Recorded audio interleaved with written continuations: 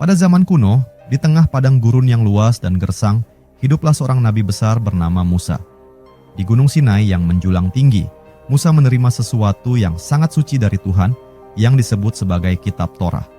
Kitab ini tak hanya sekadar kitab hukum atau ajaran. Di dalamnya terkandung kisah-kisah penciptaan, sejarah, dan petunjuk hidup bagi umat Israel. Namun, seiring waktu, muncul pertanyaan yang menggantung tentang asal-usul, peranan tokoh-tokoh, dan makna tersembunyi dalam kitab ini. Pertanyaan yang tak mudah dijawab, penuh teka-teki, dan mengundang penasaran hingga berabad-abad setelahnya. Ketika Musa membawa kitab Torah turun dari Gunung Sinai, bangsa Israel menyambutnya dengan penuh rasa hormat. Mereka percaya bahwa Tuhan sendiri yang memberikan Torah kepada Musa, kata demi kata, hingga membentuk kitab suci yang sempurna. Tapi, apakah benar Musa yang menulis seluruh isi kitab itu? Para sejarawan mencatat bahwa dalam kitab Torah ada beberapa kisah yang mengisahkan peristiwa setelah kematian Musa. Bagaimana mungkin Musa menuliskan hal-hal yang terjadi setelah ia tiada? Ratusan tahun setelahnya, datanglah seorang imam dan ahli kitab bernama Ezra. Dia muncul saat bangsa Israel kembali dari pembuangan di Babel. Banyak yang percaya bahwa di tengah kembalinya bangsa ini ke tanah asal mereka, Ezra menjadi sosok yang sangat penting dalam menjaga dan menyempurnakan kitab yang diwariskan Musa. Ezra dikatakan sebagai orang yang mengumpulkan dan menyatukan berbagai versi cerita yang tersebar di antara para pengikut Yahudi. Beberapa mengatakan bahwa tanpa Ezra, Torah mungkin tidak akan memiliki bentuknya yang kita kenal sekarang. Namun, apakah kitab yang tersusun ini adalah kitab asli Musa, ataukah ada unsur-unsur baru yang dimasukkan oleh Ezra? Disinilah misteri mulai merambat lebih dalam. Sebagian sarjana mengajukan teori bahwa kitab Torah mungkin berasal dari beberapa sumber berbeda. Teori ini dikenal dengan sebutan teori dokumenter, yang menyatakan bahwa Torah sebenarnya terdiri dari 4 sumber utama yang dikenal dengan singkatan J, E, D, dan P. Masing-masing sumber ini diyakini ditulis pada waktu dan tempat yang berbeda. Setiap sumber memiliki sudut pandang yang unik tentang Tuhan dan dunia. Lalu, siapa yang akhirnya menggabungkan semuanya menjadi satu kitab? Dan mengapa ada perbedaan-perbedaan kecil dalam gaya dan penekanan di setiap bagiannya? Tahun 1947, sebuah peristiwa besar terjadi di Gua-Gua Tandus di Qumran, dekat Laut Mati. Para arkeolog menemukan gulungan-gulungan kuno yang kemudian dikenal sebagai gulungan Laut Mati. Di antara gulungan-gulungan itu ditemukan pula salinan-salinan Torah yang sangat mirip dengan versi yang dikenal pada zaman modern, namun dengan beberapa variasi kata. Variasi kecil ini memperkuat pandangan bahwa Torah mungkin telah mengalami perubahan atau penyempurnaan selama berabad-abad. Siapa yang menyempurnakan atau mungkin mengubahnya? Dan mengapa? Tak berhenti di sana, para mistikus Yahudi kemudian muncul dengan pandangan bahwa di dalam Torah, Tuhan menyembunyikan pesan-pesan rahasia yang hanya bisa dimengerti oleh mereka yang memiliki pengetahuan khusus. Para penganut Kabalah memandang bahwa setiap huruf, bahkan spasi dalam Torah, menyimpan makna tersembunyi. Kabalah mengungkapkan bahwa susunan kata dan huruf bukanlah kebetulan, melainkan bagian dari sebuah pola ilahi yang lebih besar. Orang-orang yang mencoba memecahkan kode ini berharap bisa menemukan rahasia-rahasia tentang dunia, takdir, dan mungkin masa depan. Di zaman modern, upaya untuk mengungkap kode rahasia dalam Torah semakin maju dengan bantuan teknologi komputer. Beberapa peneliti mulai menggunakan algoritma untuk mencari pola tersembunyi dalam teks, seperti nama-nama peristiwa atau tokoh yang ternyata muncul tersembunyi di antara huruf-huruf dalam kitab Torah. Walaupun kontroversial dan banyak yang meragukan kebenarannya, teori kode Alkitab ini menjadi daya tarik tersendiri, membawa lebih banyak orang ke dalam labirin teka-teki Torah yang tak pernah usai. Kitab Torah tetap menjadi sebuah misteri besar. Apakah benar kitab ini ditulis seluruhnya oleh Musa? Apakah di dalamnya ada pesan rahasia dari Tuhan? Mengapa kitab ini mampu bertahan ribuan tahun dengan berbagai versi dan tafsirnya? Semua pertanyaan itu, seperti embun di pagi hari, muncul hanya untuk menghilang kembali. Misteri Torah tetap hidup, menjadi rahasia yang membawa rasa kagum dan tanya bagi siapapun yang berani mendekatinya. Kitab Torah atau Taurat adalah kitab suci yang sangat penting dalam tradisi agama Yahudi dan dikenal sebagai bagian pertama dari Alkitab dalam kekristenan. Torah terdiri dari 5 kitab pertama dalam Alkitab, yaitu Kejadian, Keluaran, Imamat, Bilangan, dan Ulangan. Di dalamnya terdapat berbagai ajaran, hukum, dan kisah-kisah sejarah bangsa Israel.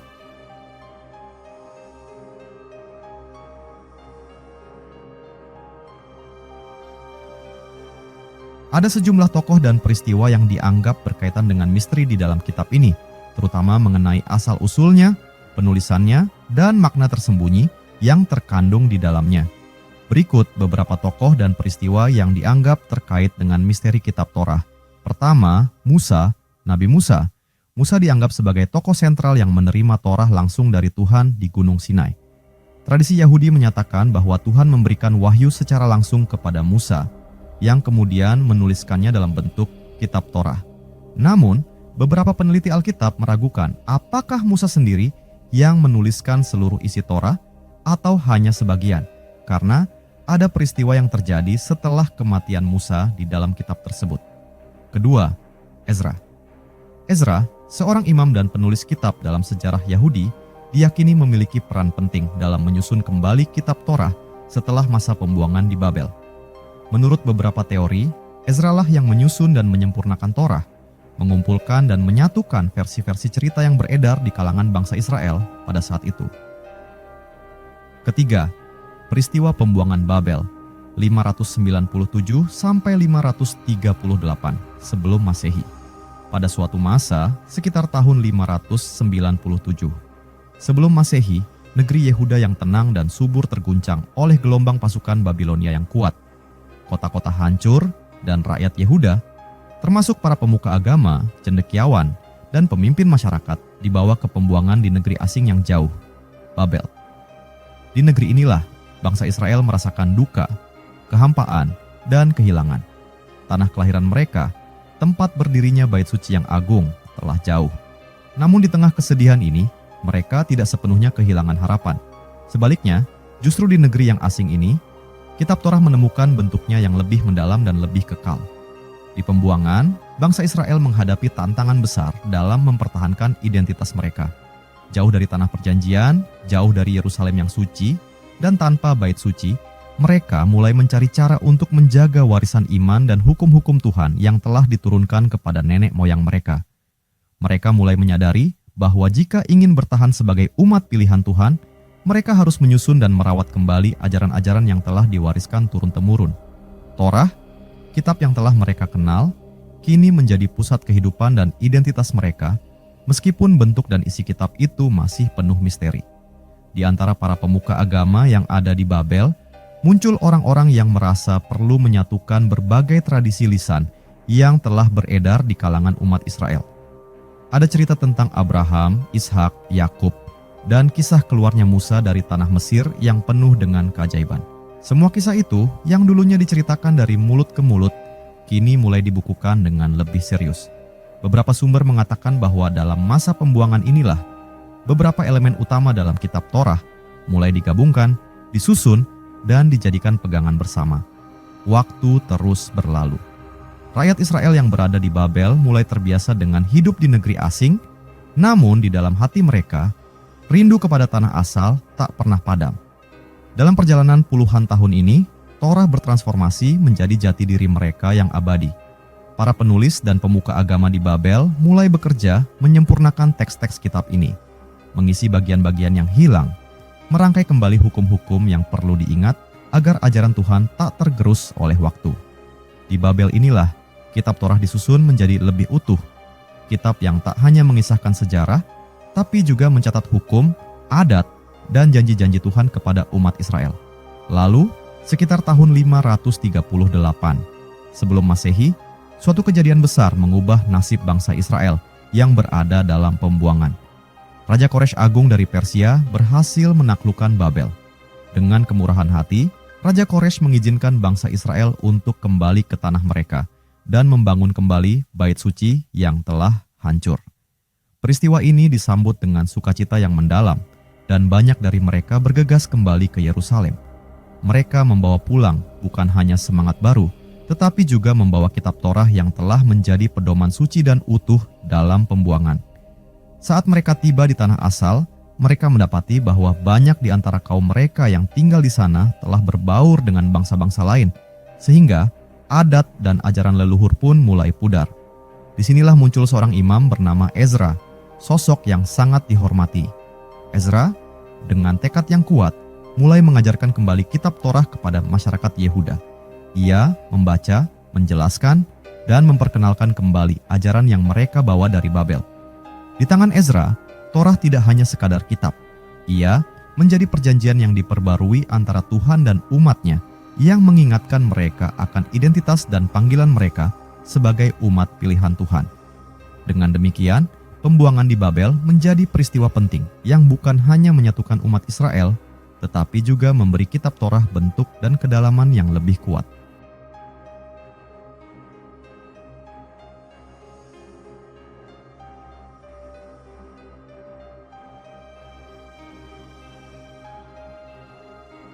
Di pembuangan inilah, bangsa Israel menyadari arti penting Torah sebagai pedoman abadi yang tidak tergantung pada keberadaan tanah atau bait suci. Torah menjadi pilar kokoh yang menghubungkan masa lalu mereka dengan masa depan, melintasi batas ruang dan waktu hingga ke hari ini. Keempat, Kodeks Leningrad dan Kodeks Aleppo. Pada suatu masa di awal abad ke-10, dalam komunitas Yahudi yang tersebar di sekitar Timur Tengah, muncul usaha gigih untuk menyalin dan menjaga kitab Torah dalam bentuk yang paling murni dan otentik. Para penulis dan ahli kitab dari kalangan bangsa Israel berusaha keras memastikan bahwa setiap huruf, setiap tanda baca, dan setiap detail dari Torah dicatat dengan teliti. Di tengah upaya ini, lahirlah dua manuskrip penting yang akan menjadi penanda sejarah besar bagi kitab Torah, Kodeks Leningrad dan Kodeks Aleppo.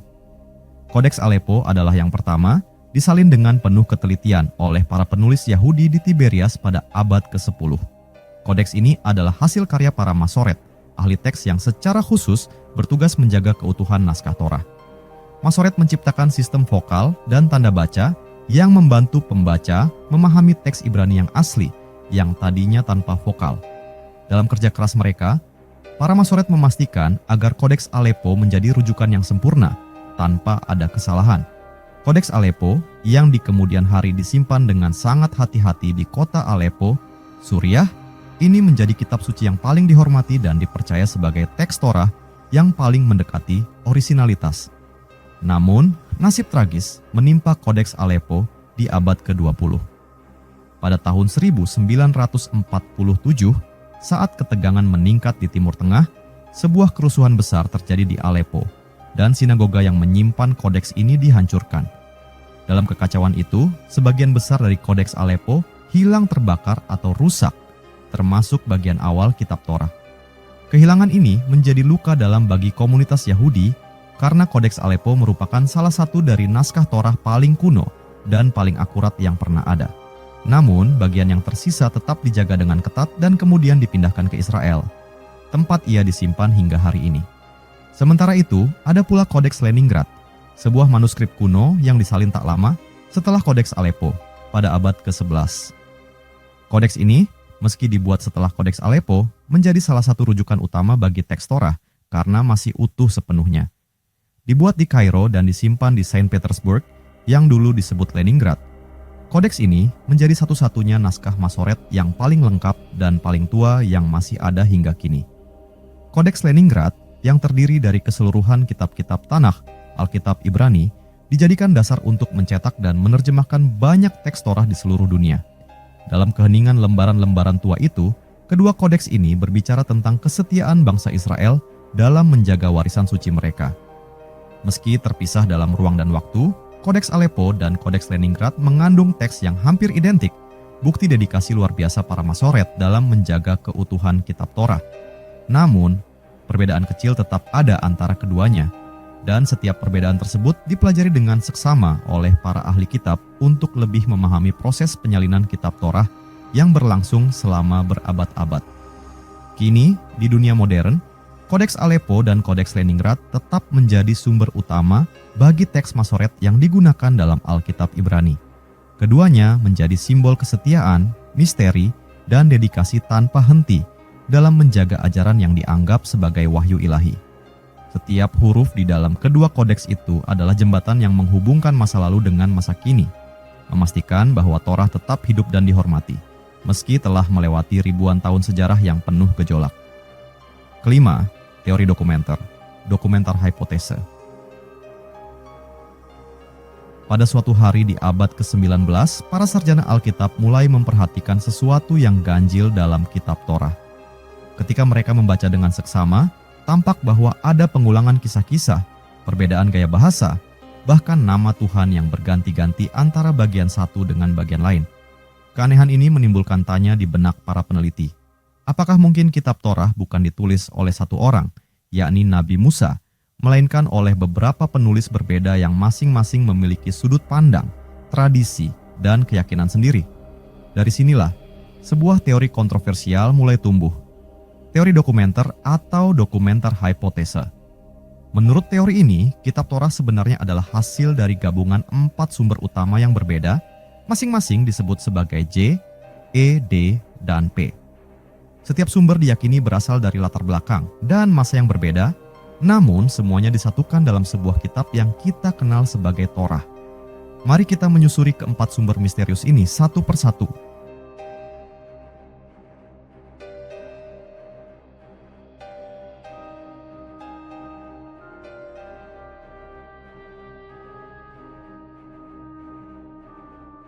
Sumber pertama dikenal sebagai sumber J atau Yahwist, karena penulisnya lebih sering menyebut Tuhan dengan nama Yahwehas. Gaya bahasanya hidup, penuh dengan kisah-kisah yang manusiawi, dan menggambarkan Tuhan sebagai pribadi yang dekat dengan umatnya. Di sini, Tuhan adalah sosok yang berjalan bersama manusia di Taman Eden, yang berbicara langsung kepada para tokoh seperti Abraham dan Yakub. Para sarjana meyakini bahwa sumber J mungkin berasal dari wilayah selatan kerajaan Yehuda, ditulis sekitar abad ke-10 atau ke-9.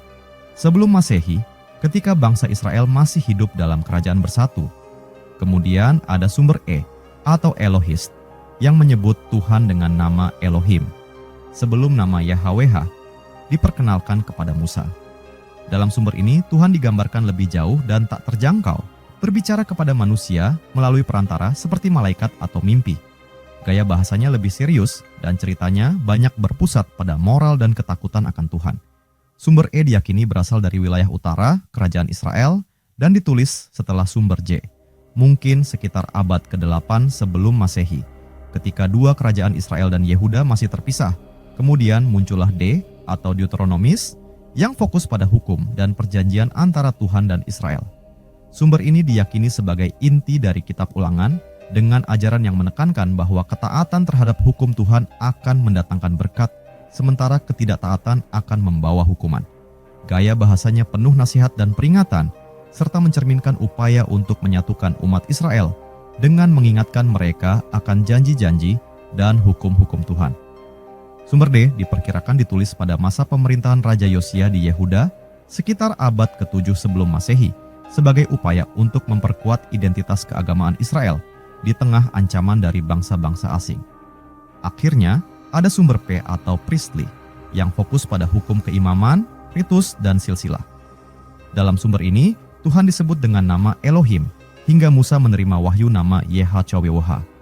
Sumber P memuat perintah-perintah yang ketat mengenai ibadah, tata cara korban, dan hukum-hukum keimaman, mencerminkan pandangan hidup dari kalangan imam yang memiliki posisi penting dalam masyarakat Yahudi. Sumber P diyakini ditulis pada masa pembuangan di Babel atau setelahnya, ketika umat Israel berusaha keras mempertahankan tradisi dan hukum mereka meski berada di negeri asing. Di balik kisah masing-masing sumber ini, ada satu pertanyaan besar. Siapa yang menggabungkan mereka semua menjadi satu kitab yang kita kenal sebagai Torah? Para sarjana berpendapat bahwa proses penyatuan ini mungkin terjadi secara bertahap, dengan penulis-penulis akhir yang menggabungkan dan menyempurnakan teks-teks tersebut, menghasilkan satu kitab yang kaya akan tradisi dan pemahaman berbeda tentang Tuhan. Teori dokumenter membuka misteri besar yang tersembunyi di balik kitab Torah, namun ia juga menimbulkan kontroversi. Di satu sisi, teori ini memberikan pandangan baru tentang bagaimana kitab Torah berkembang melalui tangan-tangan banyak orang yang penuh cinta pada ajaran Tuhan. Namun, di sisi lain, teori ini mengguncang kepercayaan tradisional yang meyakini bahwa seluruh kitab Torah adalah hasil wahyu langsung kepada Nabi Musa. Meski begitu, keempat sumber ini, J, E, D, dan P, bagaikan benang-benang yang dianyam bersama dalam satu kesatuan. Mereka mencerminkan perjalanan panjang dan berliku dari sebuah bangsa yang berusaha menjaga iman, tradisi, dan hukum di tengah tantangan waktu. Torah, dalam teori ini, menjadi lebih dari sekadar kitab suci. Ia adalah saksi dari perjuangan, kesetiaan, dan cinta yang abadi terhadap Tuhan dan hukum-hukumnya. Dan disinilah Torah tetap hidup dengan segala misteri dan kebijaksanaannya yang terus menginspirasi hingga hari ini. Keenam, penemuan gulungan Laut Mati, Dead Sea Scrolls. Pada suatu hari di tahun 1947, seorang penggembala muda sedang mencari domba-dombanya yang hilang di tepi Laut Mati, tepatnya di kawasan Qumran yang gersang. Ketika melemparkan batu ke dalam salah satu gua untuk mencari dombanya, ia mendengar bunyi gemerincing aneh. Dengan penasaran, ia masuk ke dalam gua dan mendapati sesuatu yang tak terduga. Kumpulan gulungan kuno yang disimpan dalam guci-guci tanah liat. Penggembala itu tak menyadari bahwa penemuannya akan mengubah sejarah Alkitab dan memberikan wawasan baru tentang kitab Torah yang sangat dihormati. Penemuan ini segera menarik perhatian para arkeolog dan cendekiawan dari seluruh dunia. Setelah diperiksa, gulungan-gulungan ini diketahui berasal dari sekitar abad ketiga sebelum Masehi hingga abad pertama Masehi. Mereka berisi berbagai teks agama, termasuk beberapa salinan dari kitab Torah. Gulungan-gulungan ini mencakup hampir seluruh kitab dalam Tanakh, Alkitab Ibrani, termasuk bagian dari Kejadian, Keluaran, Imamat, Bilangan, dan Ulangan, yang membentuk inti dari kitab Torah.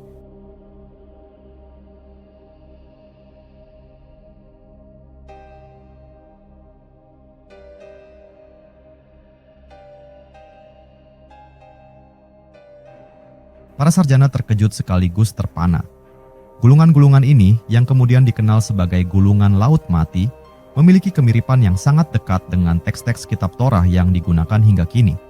Namun, mereka juga mendapati beberapa variasi kecil dalam teks yang menunjukkan bahwa kitab Torah yang ada saat ini telah mengalami proses penyalinan dan penyesuaian selama berabad-abad. Perbedaan-perbedaan kecil ini, meskipun tidak mengubah makna utama, membuka mata para peneliti akan sejarah panjang kitab Torah dan bagaimana ia dijaga, disalin, dan diwariskan dari generasi ke generasi. Di antara gulungan-gulungan ini ada juga teks-teks yang dikenal sebagai aturan komunitas, komentar, dan tafsir yang menunjukkan kehidupan dan keyakinan kelompok Essenes, sebuah komunitas Yahudi yang tinggal di Qumran pada masa itu. Komunitas ini diyakini sangat taat dan menjaga ketat hukum-hukum dalam kitab Torah. Mereka mencatat aturan dan hukum tambahan yang diyakini sebagai cara mereka untuk hidup sesuai dengan kehendak Tuhan. Para Essenes seakan hidup dalam isolasi, menjaga kepercayaan mereka dengan teguh, dan menyalin kitab Torah dengan sangat teliti untuk menjaga kemurnian ajaran mereka. Namun, yang paling menarik dari gulungan Laut Mati ini adalah bagaimana mereka menunjukkan bahwa kitab Torah yang kita kenal sekarang memiliki akar yang sangat kuno dan kuat. Gulungan-gulungan ini menjadi bukti bahwa teks-teks kitab Torah telah ada dalam bentuk yang hampir serupa selama lebih dari 2000 tahun. Perbedaan kecil yang ditemukan menunjukkan bahwa proses penyalinan kitab Torah dijalankan dengan sangat hati-hati, meskipun dilakukan oleh tangan manusia dari berbagai generasi dan tempat. Hal ini menguatkan keyakinan bahwa kitab Torah telah terjaga keasliannya, meskipun perjalanan sejarahnya panjang dan penuh tantangan. Lebih jauh lagi, penemuan ini membangkitkan kembali minat untuk memahami bagaimana teks-teks suci Yahudi disalin dan disimpan. Gulungan Laut Mati mengungkapkan bahwa ada tradisi penyalinan yang sangat ketat di kalangan komunitas Yahudi sejak masa kuno. Mereka menghormati setiap kata dan huruf sebagai wahyu ilahi yang tidak boleh diubah. Dari Qumran ini, kita melihat dedikasi yang luar biasa untuk menjaga setiap detail kitab Torah yang menunjukkan betapa pentingnya kitab ini bagi mereka, tidak hanya sebagai hukum, tetapi sebagai jiwa dari iman dan identitas mereka. Hingga kini, gulungan Laut Mati terus dipelajari oleh para peneliti di seluruh dunia. Setiap fragmen, setiap huruf, dianggap sebagai harta yang tak ternilai karena membantu membuka tabir sejarah kitab Torah dan menunjukkan bagaimana umat manusia menjaga warisan suci mereka dari generasi ke generasi. Gulungan Laut Mati bukan hanya sekadar temuan arkeologis, mereka adalah jendela yang membuka masa lalu, memperlihatkan kesetiaan luar biasa dalam menjaga ajaran ilahi yang menjadi pedoman bagi umat Israel hingga zaman modern ini. Dengan segala misteri yang diungkapnya, Gulungan Laut Mati mengingatkan kita akan pentingnya kitab Torah sebagai warisan yang tak ternilai. Melalui gulungan-gulungan ini, kisah Torah menjadi semakin hidup, menunjukkan bahwa meski dunia berubah, kata-kata Tuhan tetap abadi dan terjaga dalam lembaran-lembaran kuno yang ditemukan di tepi Laut Mati. Ketujuh, Kabalah dan tafsir mistis. Dalam tradisi mistisisme Yahudi, seperti Kabalah, Torah diyakini memiliki makna tersembunyi. Para penganut Kabalah percaya bahwa setiap huruf dan kata dalam Torah memiliki arti simbolis yang dalam. Hal ini menambah misteri karena menimbulkan pandangan bahwa Torah memiliki kode atau rahasia tersembunyi yang hanya dapat dipahami melalui metode tafsir mistik. Pada suatu malam yang sunyi di abad pertengahan, seorang rabi duduk di ruang belajarnya, hanya diterangi oleh nyala lilin yang redup. Di hadapannya terbuka kitab Torah, kitab yang telah ia baca berkali-kali sejak usia muda. Namun malam itu ia merasakan sesuatu yang berbeda, seolah kata-kata pada halaman-halaman itu menyimpan rahasia yang lebih dalam dari yang bisa dipahami hanya dengan membaca permukaannya. Di sanalah, dengan hati penuh kerinduan akan kebijaksanaan ilahi, sang rabi mulai menyelami ajaran Kabbalah, tradisi mistis Yahudi yang meyakini bahwa di balik huruf-huruf Torah tersembunyi makna-makna yang sangat dalam. Misteri-misteri yang hanya dapat diungkapkan oleh mereka yang benar-benar mencari. Kabbalah, yang berarti penerimaan, adalah sebuah jalan panjang menuju pengetahuan esoterik yang diturunkan secara hati-hati dari guru ke murid. Dalam tradisi ini, kitab Torah bukan hanya kumpulan kisah dan hukum, tetapi dianggap sebagai kode rahasia yang penuh dengan simbol-simbol tersembunyi. Para kabalis percaya bahwa setiap huruf, kata, bahkan angka dalam Torah bukanlah kebetulan. Mereka melihat bahwa susunan huruf-huruf Ibrani dengan bentuk dan urutannya yang unik membawa makna lebih dalam, sebuah pesan dari Tuhan yang tidak bisa dibaca dengan cara biasa.